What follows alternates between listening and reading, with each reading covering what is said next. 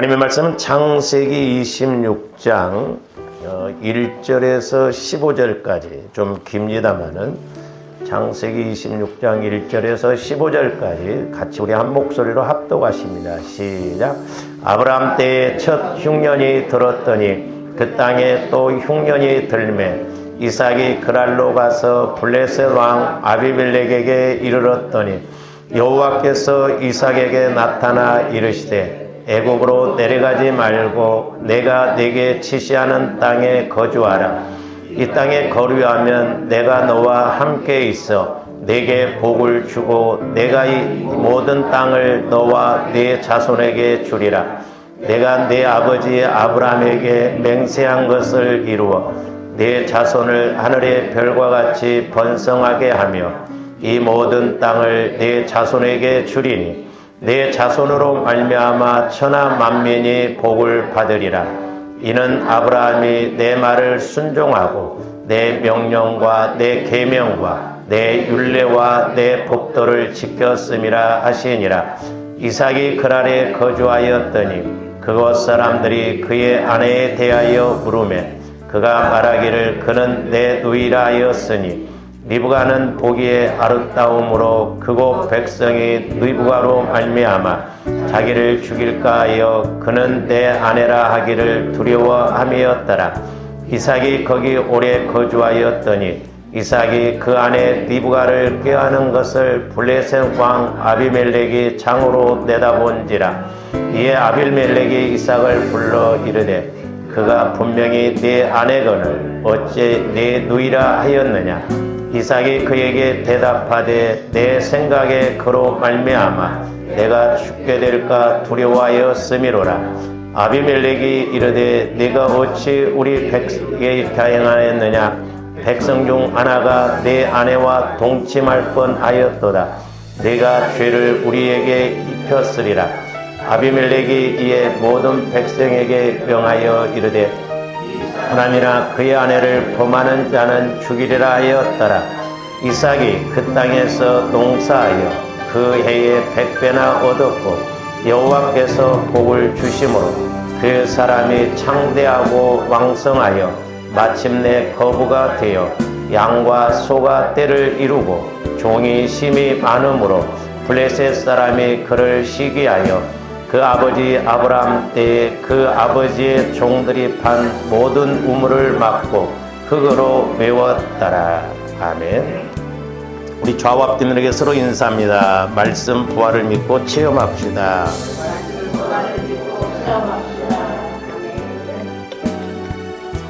그냥 지식적으로만 그렇게 하지 말고 생소한 단어 아니에요? 말씀 부활을 믿고 체험합시다.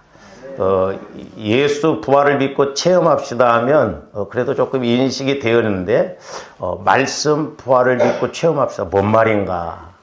그러니까 조원들이 그냥 지식적으로만 예수를 믿으면 안 됩니다. 그래서 제가 일부러 부활의 말씀이라고 하지 않고 말씀 부활이라고 그랬어요. 왜냐하면 이 66권은 예수 그리스도에 관한 말씀이며 또한 이 땅에서 다 체험되어질 말씀이기 때문에 또 우리가 그 부활의 말씀을 통해서 은혜를 체험하기 때문에 부활의 말씀이다 이렇게 말을 하지만 제가 일부러 말씀의 부활이 믿어져야 된다라고 하는 것은 교활한 뒤에 성령 하나님으로부터 말씀을 받아서 그 말씀을 믿고 순종할 때 그 말씀이 저와 여러분들에게 부활의 은혜를 주실 줄로 믿습니다. 그래서 제가 말씀드렸습니다마는 말 잘하는 것하고 잘 말하는 것은 똑같은 단어인 것 같지만 천지차이예요. 우리는 말을 잘합니다. 근데 잘 말하는 사람들은 드물어요.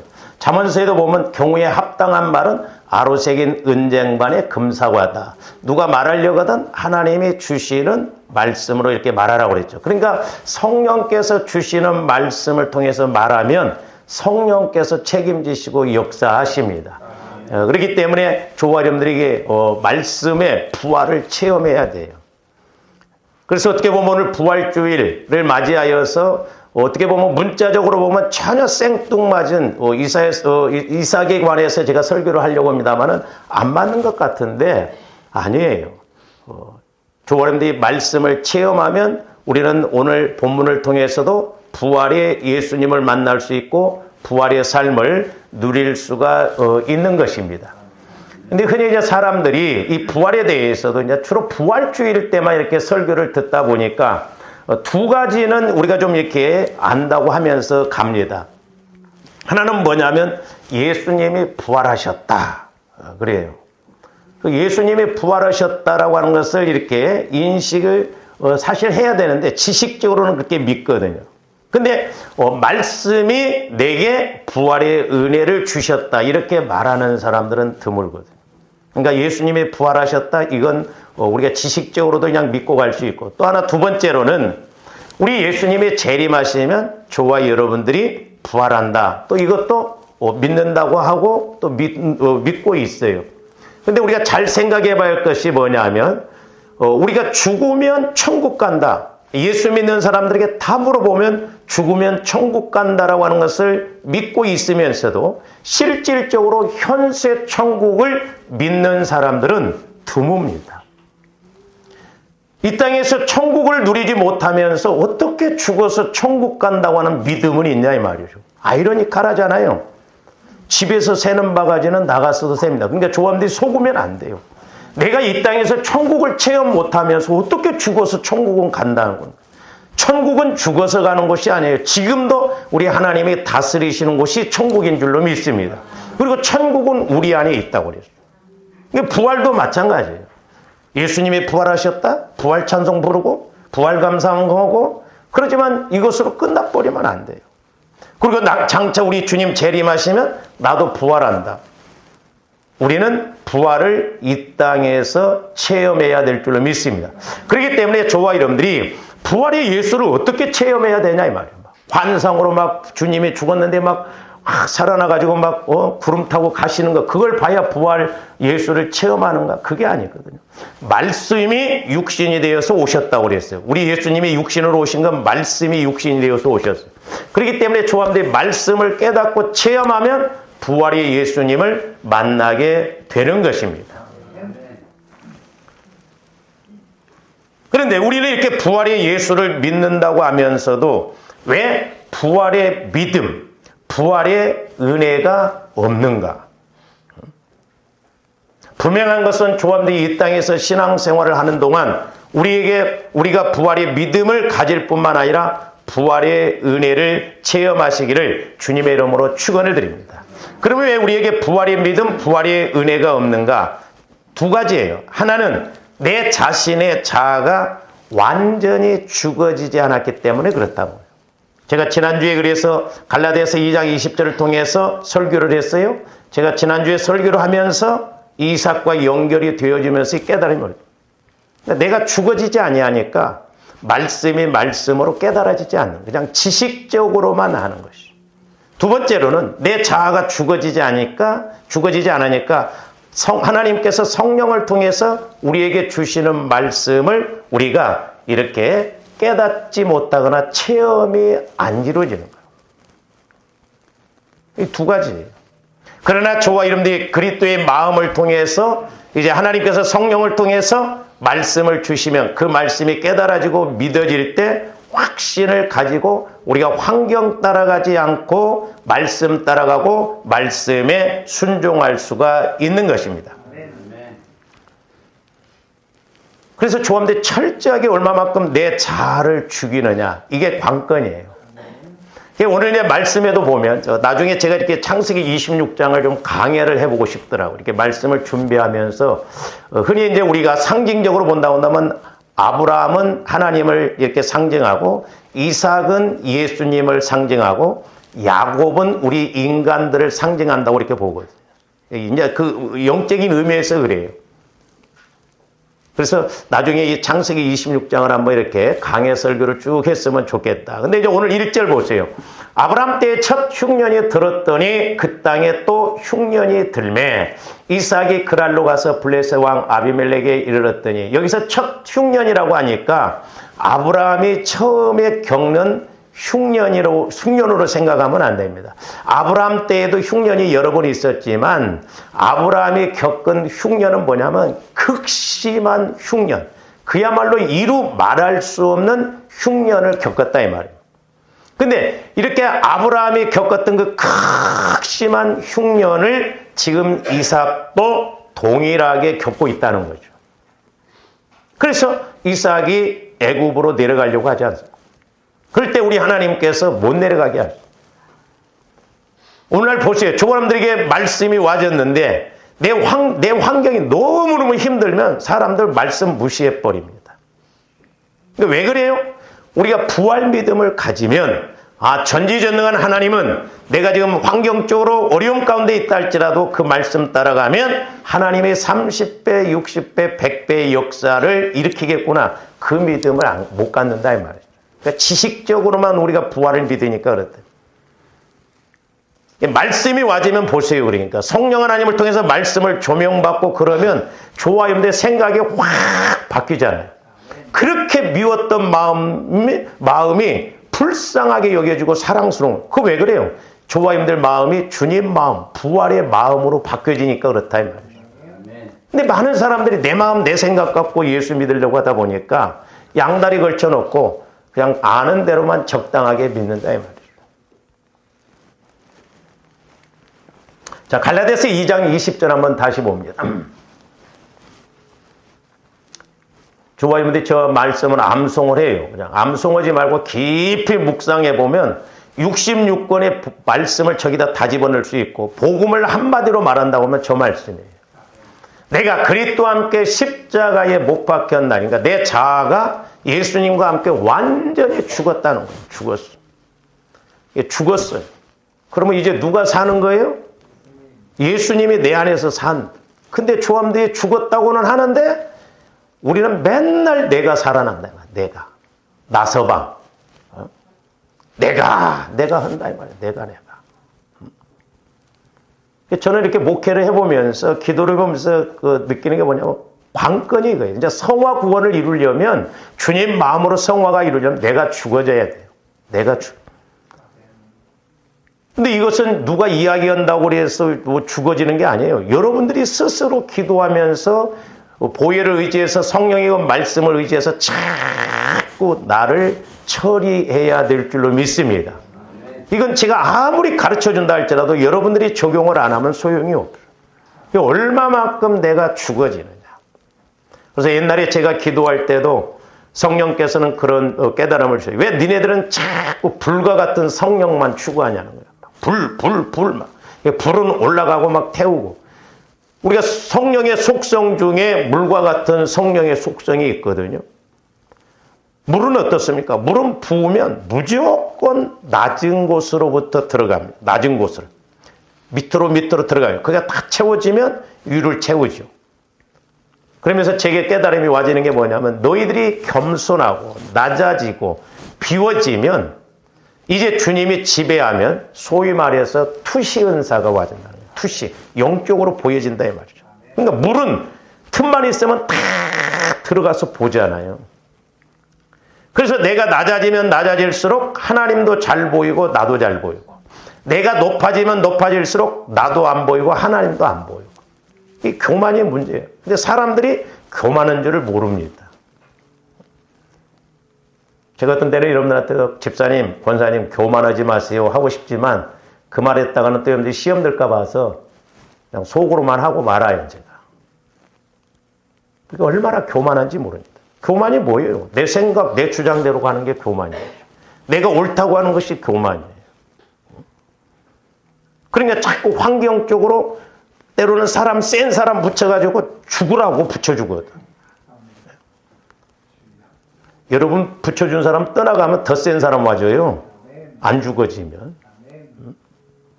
존말할 때 빨리빨리 죽어져. 그게 사는 길이에요. 그게 부활의 은혜를 체험하는 길인 것이에요. 그래서 이제 그런즉 이제는 내가 사는 것이 아니요 오직 그랬어요. 오직 내 안에 그리스도께서 사시는 것이다. 너희가 믿음 있는가 시험해보라. 너희 안에 예수 그리스도가 계신 것을 알지 못하면 너희는 버림받은 자라고 했어요.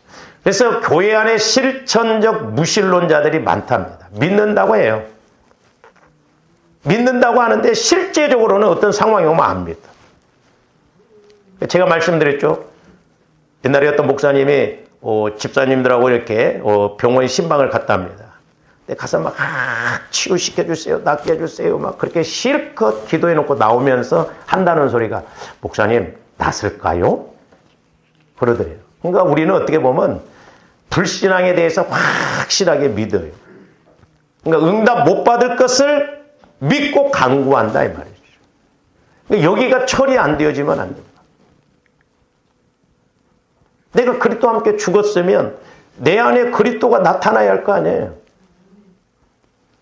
그리스도가 안 나타난다고 한다면 내가 교회는 다니지만 예수는 믿는다고 하지만 구원받은 영혼인가? 내가 지금 예수님을 만나고 지금 예수님을 믿고 있는가 생각을 해봐야 된다.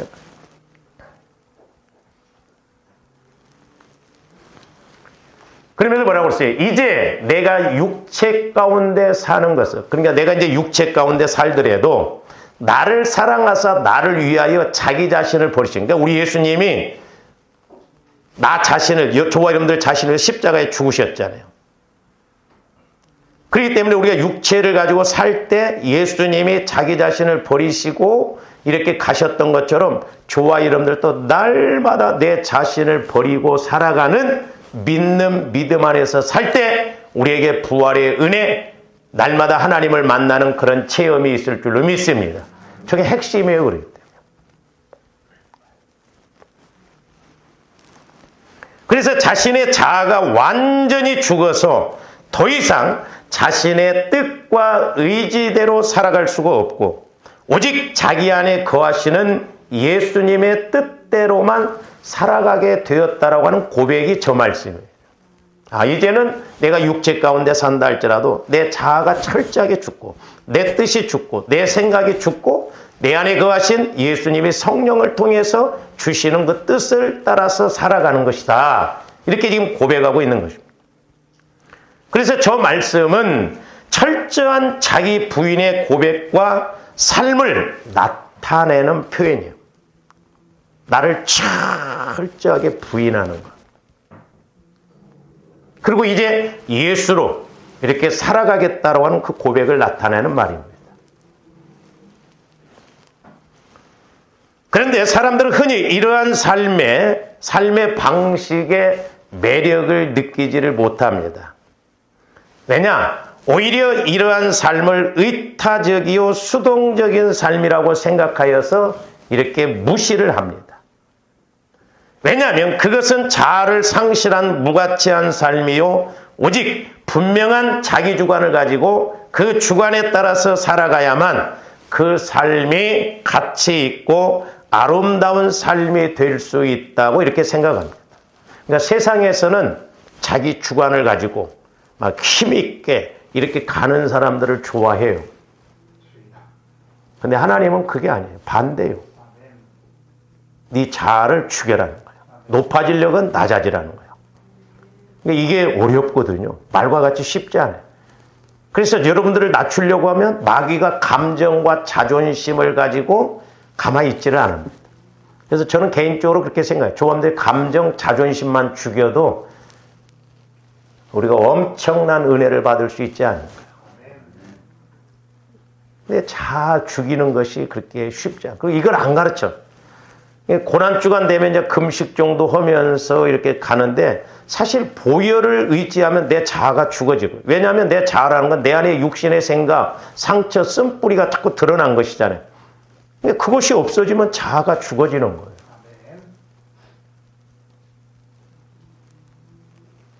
제가 고난주간에 이렇게 이제 꿈을 하나 꿨는데 무섭더라고요. 이게 뭐냐면 막 꿈꾸고 나서 좀 기분도 안 좋더라고. 그 영적인 이제 상황들인데 사람이 이렇게 죽었잖아요. 사람이 죽었는데 그 죽은 시체 속에 또 죽은 가스가 꽉 차 있더라고. 그러니까 이런 사람들은 어떻게 해볼 수가 없구나. 죽어 있는 데다가 또 그 안에 가스가.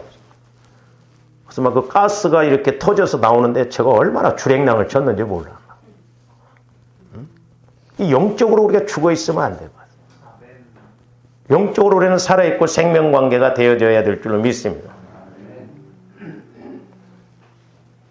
여러분은 어떻게 생각하십니까? 여러분도 세상 사람들의 말처럼 분명한 자기 주관을 가지고 그의 주관을 따라서 사는 것만이 가치 있고 아름다운 삶이요, 반대로 자신의 삶을 하나님께 의탁하고 하나님의 뜻에 따라 살아가는 것을 무가치하고 아름답지 못한 삶이 된다고 생각하십니까? 물론 그렇게 여러분들이 생각하지 않을 줄로 믿습니다. 그러니까 자아가 강한 사람들은 깨지기가 어려워요. 내 주관이 확실한 사람들 깨지기가 어렵습니다. 그 쉽지가 않아요. 왜? 자기의, 자기 주관이 확실하기 때문에. 그래서 우리 하나님은 온유하고 겸손한 자를 쓰신다는 것이죠. 가끔 그렇게 말합니다. 이렇게 예수를 믿기 전에 막 욕심이 많고 자기 성격적으로 와일드하고 막 열심히 하는 사람들이 예수를 믿으면 와서 믿음이 없어도 막 성질대로 열심히 하는 사람들. 그때 사람들이 와 믿음 좋네 그렇겠는데 그 믿음 좋은 건 좋아서 그런 게 아니에요. 그 자기 성격대로 이렇게 하기 때문에 그런 거예요. 그렇게 하다가 안 되니까 사람들이 시험 들고 나가 떨어지고 그렇습니다. 그러니까 육신적으로 보면 자기 주관이 확실한 사람. 너는 어떻게 주관이 그렇게 없냐? 물론 예수 믿는 주관도 없으면서 세상 주관, 육신적인 그런 주관도 또 없으면 안 되겠죠.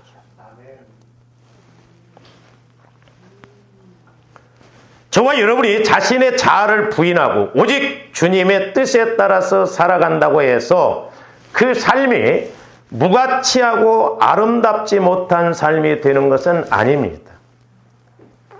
흔히 이제 우리 목회자들에게 그런 말씀을 줘요.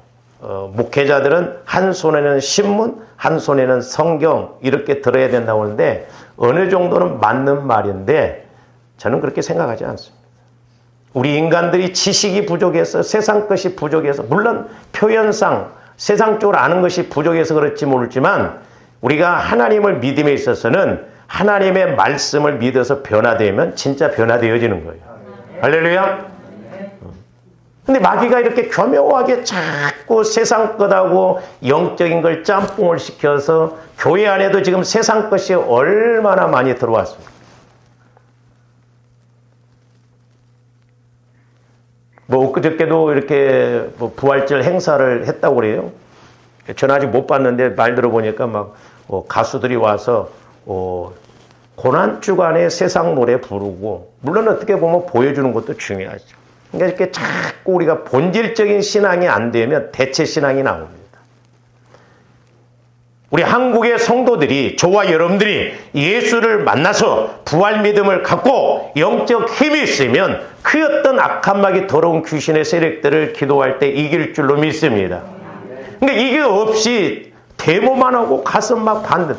아니요. 지금 이 퀴어 축제가 큰 문제인데 그 세력들이 자꾸 강해집니다.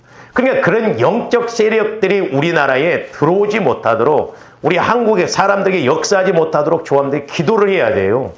근데 기도들을 안 하고 그런 일들이 벌어지면 가서 막 뭐 완력을 한다고 해서 되어지는 게 아니에요.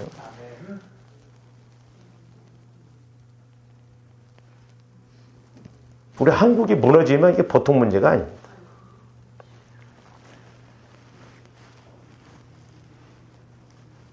그러니까 내 자신을 부인하고 이렇게 오직 주님의 뜻에 따라서 살아간다고 해서 그 삶이 무가치하고 아름답지 못한 삶이 되는 것은 아니에요.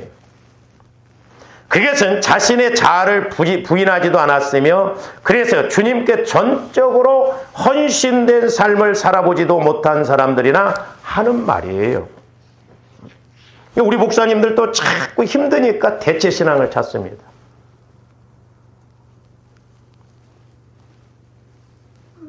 우리 이렇게 목사님들도 만나면 내 목회 교회가 크든 작든 간에 내 교회가 내 목회가 힘이 있어야 되죠.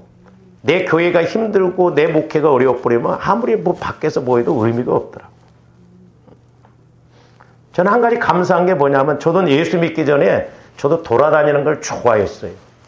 그래서 나는 목사가 된다고 할 때 나는 스타일이 안 맞는다고 그랬어요. 어떻게 가만히 앉아가지고 연구나 하고 그렇게 저는 형사 같은 거라면 잘 운동 이런 게 근데 감사한 것은 목회자가 되고 난 뒤부터는 어디 나가는 걸 별로 그렇게 제가 안 좋아합니다.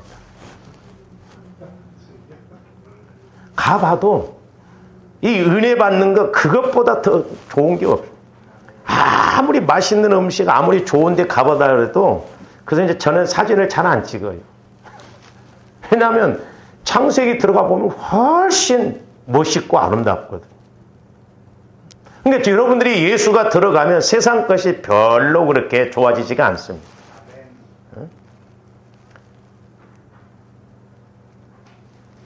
가끔 목사님들이 이용규 목사는 답답하게 어떻게 그렇게 날마다 교회에서만 있어 나보러 그래. 하나 안 답답해요. 저는 코로나 기간이 오히려 좋았어요. 우리 목사님들한테도 핑계를 대거든요. 제가 많이 빠졌습니다. 같이 가려고 하면 뭐 성지순례도 빠지고 뭐 몽골도 빠지고 막 계속 왕따 되겠더라니까. 왕따를 시키려고 그러더라고. 진정 내 자아를 부인하는 삶을 살아본 사람이라면 누구든지 자신을 부인하고 전적으로 하나님의 뜻에 따라서 살아가는 그 삶이야말로 진정으로 가치 있는 삶이요 그 어떠한 삶보다도 아름답고 행복한 삶이라는 것을 고백하지 않을 수 없을 것입니다.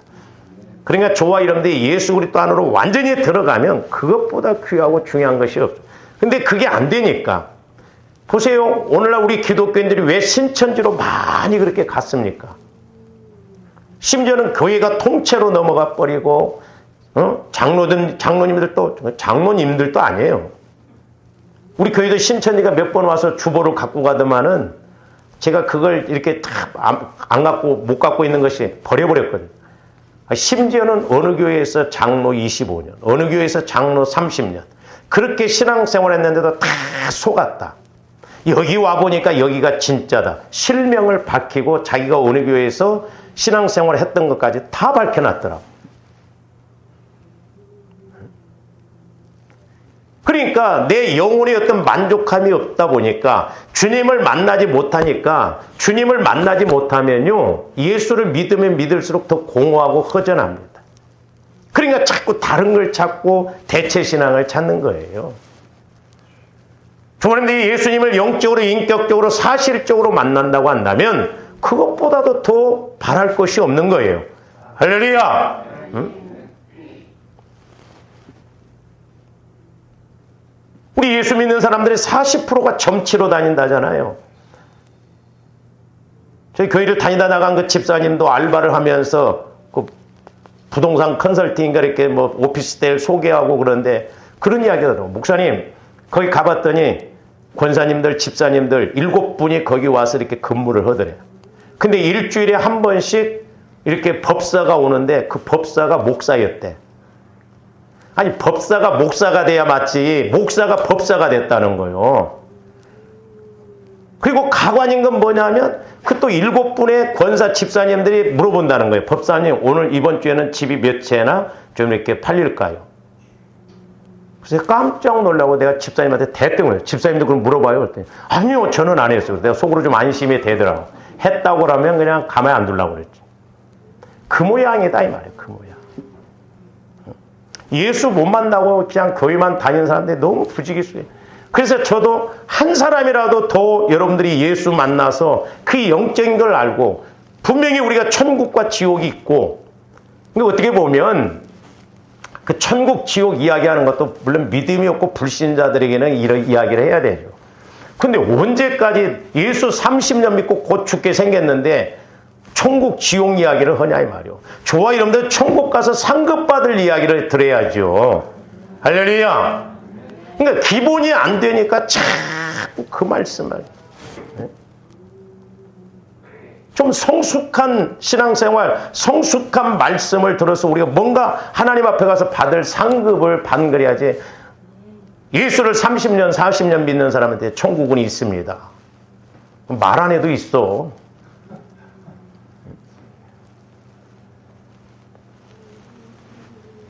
보세요. 오늘 본문에 나오는 이삭은 가나안 땅에 큰 기근이 들어서 이제 이렇게 애굽 땅으로 피난하려 할 때에 그에게 나타나신 하나님의 음성을 듣게 되었습니다. 즉 하나님의 말씀을 받았습니다. 하나님께서는 뭐냐면 그에게 애굽으로 내려가지 말고 가나안 땅에 머무르라고 이렇게 지시를 하셨습니다. 우리가 그냥 문자적으로 이렇게 보니까 그렇지 실로 받아들이기 어려운 명령이었습니다. 생각해 보십시오.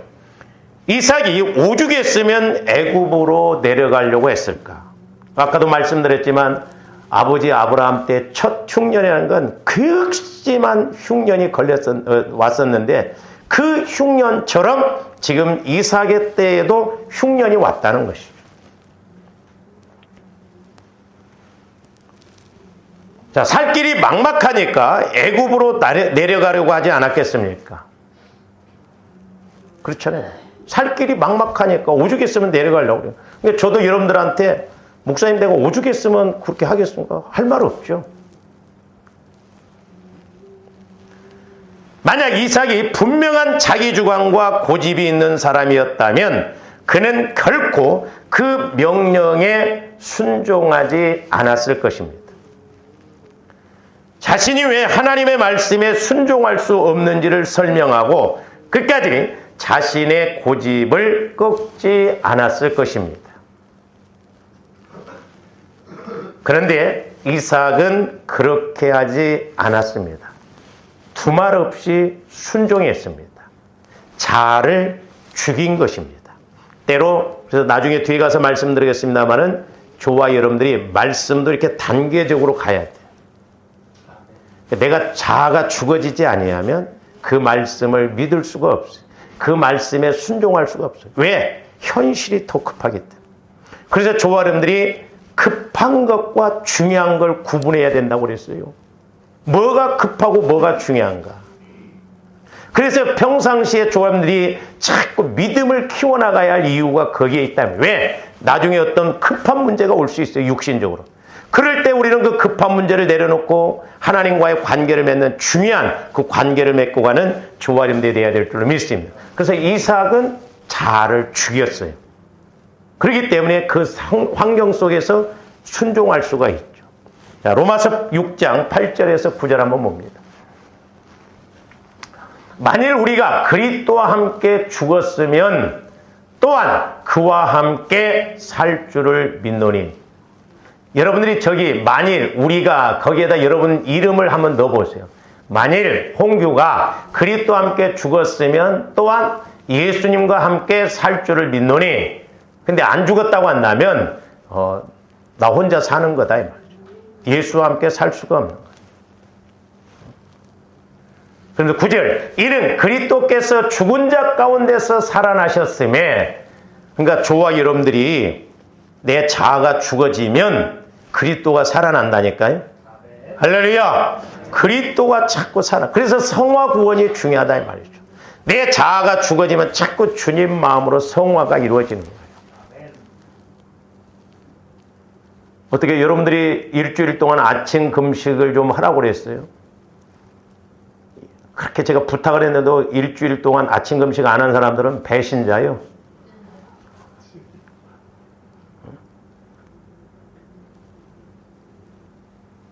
여러분들 금식하면서 어떻게 내 자아가 죽어진 것이 보여지던가요?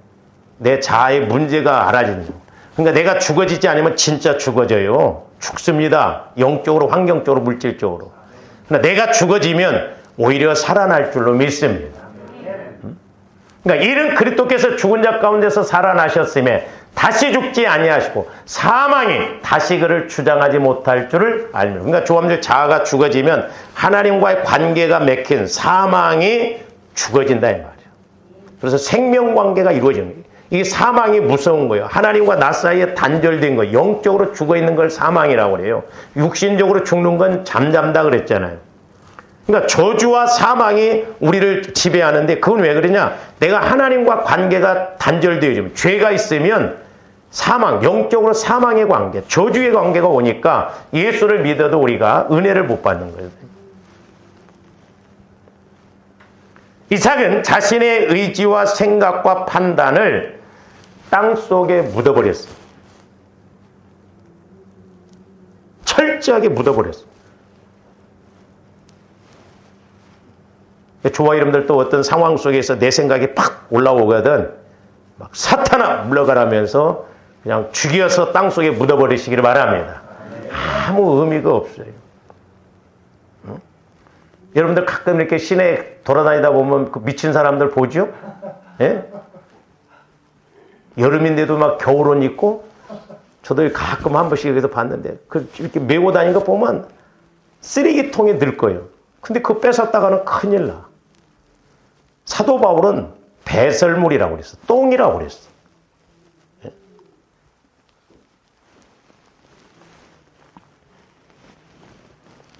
그리고 비록 이성적으로 이해가 되지 않을지라도 무조건 하나님의 명령에 순종해요. 그러니까 조합들 제가 누차 말씀드렸어요. 하나님의 말씀은 이해를 하면서 믿으려고 하면 안 믿어진다고 그랬어요. 하나님의 말씀은 조합들 지식으로 이해해서 믿는 게 아니에요. 5 더하기 2는 어떻게 5,000명 먹고 12광주리가 났나. 말씀이라고 하는 것은 내 영혼에서 깨달아져야 믿어져요. 그래서 옥토밭과 길가밭의 차이는 듣고 깨닫느냐 못 깨닫느냐. 자꾸 사람들이 이해를 하려고 합니다. 우리 목사님들도 이해를 시키려고 해요. 이해해서 믿을 것 같으면 얼마나 좋은데 안 믿어져요. 우리는 깨달아져야 될 줄로 믿습니다. 그러니까 이삭도 보면 이성적으로 보면 안 믿어지는 말씀이에요. 이게. 왜? 지금 가뭄이 극심한데 떠나지 말라는 거예요. 어쩌자고. 응?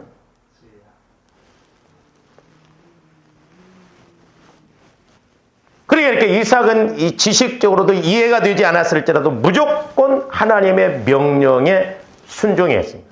언젠가 제가 기도할 때도 성령께서 이렇게 말씀하신 거 뭐냐면 말씀에 대해서는 절대 복종하라는 거예요. 절대적으로 믿고 절대적으로 복종하면 절대적으로 복이 옵니다. 할렐루야. 근데 우리는 이성적으로 지식적으로 믿으려고 해요. 내 계산에 맞으면 믿고 내 계산과 안 맞으면 안 믿습니다. 그러니까 제가 가끔 여러분들한테 영적인 것도 던져보거든요. 여러분들이 이해가 안 되면 안 믿더라고. 그리고 내가 뭔가 이렇게 알아줘야 되는데 못 알아주면 안 믿어요. 자, 그 결과 이삭이 어떻게 되었습니까? 그의 삶이 엉망이 되어버렸습니까? 무가치하고 망한 인생이 되었습니까? 아닙니다. 오히려 모든 소출을 이전보다 100배나 더 거두는 등의 엄청난 축복 가운데 기쁘고 행복한 삶을 살았을 것입니다. 그래서 오늘 12절 말씀에 보니까 이삭이 그 땅에서 농사하여 그 해에 100배나 얻었고 여호와께서 복을 주심으로 그 사람이 창대하고 왕성하여 마침내 거부가 되어 그래서 거부. 이 성경에서 말하는 거부는 세계적인 부자를 말합니다. 성경에 보면 이삭이 거부가 되었고 그 다음에 야곱이 거부가 되었고 또 한 사람의 거부가 누구냐면 바실레예요. 바실레. 그래서 어떤 들은 말은 있어갖고 바실레 식당도 있더라고. 바실레. 이 거부가 되었다라고 하는 것은 그야말로 세계적으로 이렇게 거부가 되는 거예요. 여러분들도 부활 믿음을 통해서 부활 삶을 살아가심으로 우리는 세계적으로 부자 되는 건 좀 나이도 있고 그러니까 욕심이고 그냥 석촌동에서라도 거부가 되시기를 주님의 이름으로 축원을 드립니다. 할렐루야. 헬리오시티가 지금 얼마씩이요?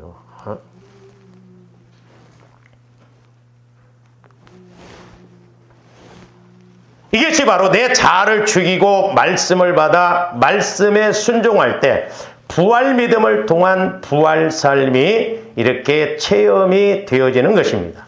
그래서 제가 오늘 아침에도 오늘 말씀을 놓고 이렇게 기도할 때 성령께서 한 단어를 이렇게 깨닫게 해주시는데 그 말씀이 뭐냐면 말씀 부활의 믿음은 영적 환경적 상황을 지배하는 것이다. 그러니까 내가 말씀을 받아서 믿고 또한 그 말씀을 30배, 60배 부활의 말씀으로 믿으면 영적인 문제뿐만 아니라 환경적인 문제도 지배를 한다는 거죠. 할렐루야. 그러니까 오늘날도 이삭도 그러니까 하나님이 말씀하실 때 그 말씀을 그렇게 믿으니까 극심한 가난 가운데에서도 100배의 수확을 얻었다는 거죠. 제가 이렇게 성경을 아직 모르는 것도 많습니다만은 아는 것 중에 이 말씀이 아직 해석이 안 되어져요. 어떻게 쉽게 여러분들이 이해가 가도록 해석을 할까? 100배의 수확을 거뒀다 보니 극심한 가난. 그래서 제가 막 지난번에도 한 주간 동안 기도하면서 오죽했으면 이렇게 하면서 제 마음에 막 다른 사람들이 다 농사를 막 못 짓고 이렇게 가뭄이 와서 다 그런데 이삭이 쌀을 이렇게 수확을 해서 부르는 대로 값을 받았지 않았는가. 그래서 100배인가 이렇게 생각을 했어. 10만 원짜리 100만 원이라고 해도 사가지. 네? 안 그렇겠어요? 이 세상에서도 마찬가지요. 부르는 것이 값이 되면 그렇잖아요. 독과점 품목이 되고 막 품귀 현상이 일어나 보세요. 그렇게 하면 100배가 오겠구나. 그래서 우리 예수님께서는 뭐라고 말씀하시느냐. 자, 마태복음 16장 25절 한번 봅니다. 누구든지 제 목숨을 구원하고자 하면 잃을 것이요 누구든지 나를 위하여 제 목숨을 잃으면 찾으리라. 할렐루야. 저는 아직까지 그런 사람들의 이야기를 못 들어봤어요. 목사님, 내가 주님의 일을 하다가 망했습니다. 그런 사람도 못 봤어요. 아마 여러분들이 주님의 일을 하려다 망하려고 하면 하나님의 자존심상 가만히 안 둘 거예요. 그러니까 그 엘리사 선지자에게 그 생도 부인이 왔잖아요. 우리 남편이 하나님을 잘 섬기는 것을 당신이 아나이다 그랬어요. 그러니까 아마 이 생도는 전도사 시절이었지만 막 그 자기 신학생들을 막 도와주고 하다 보니까 빚을 지는 것 같아요. 그러니까 엘리사 선지자도 그 문제를 해결해 주자. 우리 오해하면 안 돼요. 내가 하나님 앞에 열심 내다가 기도하다가 헌신하다 망했다? 절대 안 망합니다. 부자 달래다가 다 망했지. 그래서 교회 보면 부자 되려다가 다 망해서 돌아오지 이렇게 하나님 앞에 일하다가 망한 사람은 없어요. 진리예요. 저 말씀은 뭐냐면 곧 죽은 자로 살아가라는 것이죠. 죽은 자로. 그러면 진정한 생명을 얻을 수 있고 30배, 60배, 100배의 부활의 복을 받게 된다는 것입니다. 저는 개인적으로 교회적으로도 100배의 그런 은혜를 체험해봤고 개인적으로도 100배 이상의 그런 체험도 해봤어요. 실제요, 실제. 자, 요한복음 12장 23절에서 25절 봅니다. 예수께서 대답하여 이르시되 인자가 영광을 얻을 때가 왔도다. 잘 보세요. 우리 예수님이 지금 십자가의 죽으심을 앞두시고 영광을 얻을 때가 왔다. 그러니까 조합들이 때로는 어떤 문제 앞에, 상황 앞에 사람과의 관계에서 막 이렇게 할 때, 내가 죽을 때가 왔구나. 그렇게 생각하세요. 역설적으로.